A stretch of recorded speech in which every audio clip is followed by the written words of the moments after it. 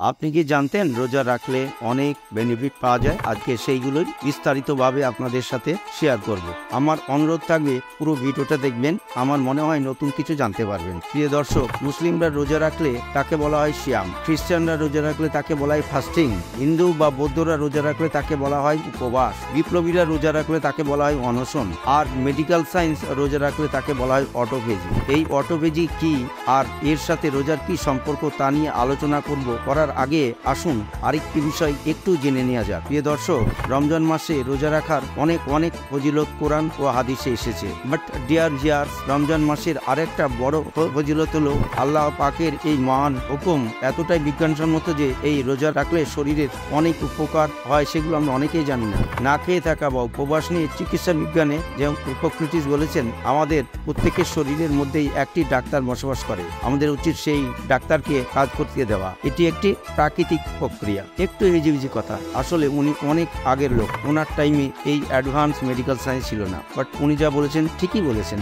এটা একটু পরেই বুঝতে পারবেন। বেঞ্জামিন ফ্রাঙ্কলিন বলেছেন, সবচেয়ে ভালো ওষুধ হচ্ছে উপবাস বা বিশ্রাম। প্রিয় দর্শক, রোজা এক ধরনের উপবাস যা ধর্মীয় অনুশাসনের কারণে মুসলমানরা করে থাকেন। শরীরকে নীরব রাখার প্রাকৃতিক সমাধান হলো রোজা রাখা। মানুষের শরীরটা এমনভাবে তৈরি যে প্রতিকূল পরিস্থিতির জন্য শরীর খাবার সঞ্চিত রাখতে পারে। কেউ যদি টানা 10-12 ঘন্টা না খেয়ে থাকে, তখন লিভারে সঞ্চিত খাবার গ্লাইকোলাইসিস প্রক্রিয়ার মাধ্যমে শরীরের খাবারের চাহিদা পূরণ করে শক্তির যোগান দেয়। এছাড়া না খেয়ে থাকার কারণে শরীরে বাড়তি চর্বি ব্যবহৃত হয়, কমে যায় ক্ষতিকারক কোলেস্ট্রল মাত্রা, কমে হৃদয়ের ঝুঁকি, সহজে নিয়ন্ত্রণ থাকে ব্লাড প্রেশার, সঙ্গে কমে যায় ওজন। এইগুলো প্রায় সকলেরই জানা আছে। কিন্তু রোজা রাখার ফলে এই ঘটনাগুলো ছাড়াও আরো একটি বিশেষ ঘটনা ঘটে, সেটি হলো অটোফেজি। খুব বেশি দিন হয়নি মেডিকেল সায়েন্স অটোফেজির সাথে পরিচিত হয়েছে। 2016 সালে নোবেল কমিটি জাপানের ডাক্তার ওশিনিকে অটোফেজির আবিষ্কারের উপরে পুরস্কার দেয়। এরপর থেকে আধুনিক মানুষরা ব্যাপকভাবে রোজা রাখতে শুরু করে। অটোফেজি শব্দটি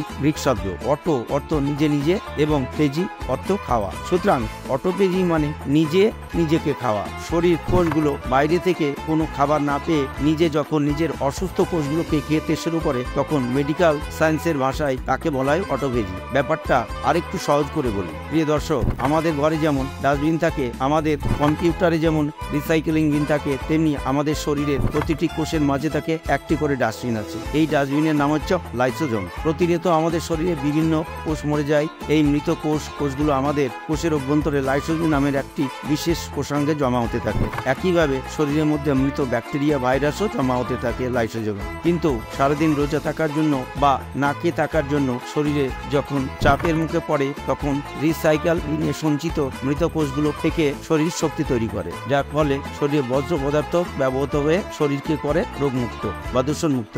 শরীরের এই প্রক্রিয়াকে বলা হয় অটোফেজি, যার অর্থ হলো সেলফ ইটিং বা আত্মভক্ষণ। প্রিয় দর্শক, অটোফেজি প্রক্রিয়ায় এই বিষয়টি আবিষ্কারের জন্য চিকিৎসা বিজ্ঞান নোবেল প্রাইজ পেয়েছেন জাপানের ডাক্তার ওশিনি। অটোফেজি হচ্ছে শরীরকে প্রাকৃতিকভাবে দূষণমুক্ত করার একটা পদ্ধতি। কোনো কারণে এই অটোফেজি প্রক্রিয়া ব্যাহত হলে শরীরে বিষাক্ত পদার্থের পরিমাণ বেড়ে গিয়ে তা টাইপ 2 ডায়াবেটিস ও ক্যান্সারের মতো রোগ সৃষ্টি করতে পারে। এছাড়াও অটোফেজি প্রক্রিয়ার শরীরে তৈরি হয় নাইট্রিক অক্সাইড। এই নাইট্রিক অক্সাইড দেহকোষকে পুনর্জীবিত করে বাড়িয়ে দেয়, কোষের আয়ু বা অ্যান্টি এজিং বা বার্ধক্য রোধ হিসাবে কাজ করে। এই সেল রিসাইক্লিং এর পজিটিভ ইম্প্যাক্ট পুরো শরীরের উপরে পড়ে, যা অন্য অঙ্গের উপকারে আসে। তার মানে হচ্ছে অটোফেজি শরীরকে ভাঙে না, বরং শরীর গড়ে। আর অটোফেজি এর পদ্ধতিতে চালু করতে প্রয়োজন কিছুটা দীর্ঘ কন্টিনিউয়াস উপবাস, যেটা রোজা রাখার মাধ্যমে হয়ে যাচ্ছে, যা আমরা নিজেরাও জানি না। মাশাআল্লাহ, কত সুন্দর এই ইসলাম ধর্মের নিয়মগুলো। প্রিয় দর্শক, রোজা আর অটোফেজির মধ্যে কিছু পার্থক্য রয়েছে।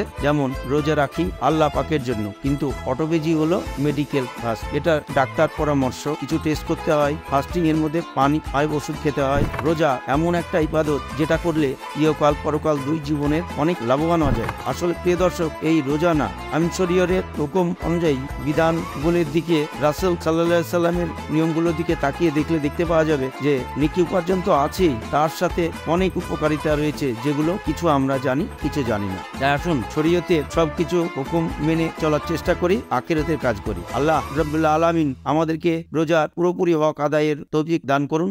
আমিন।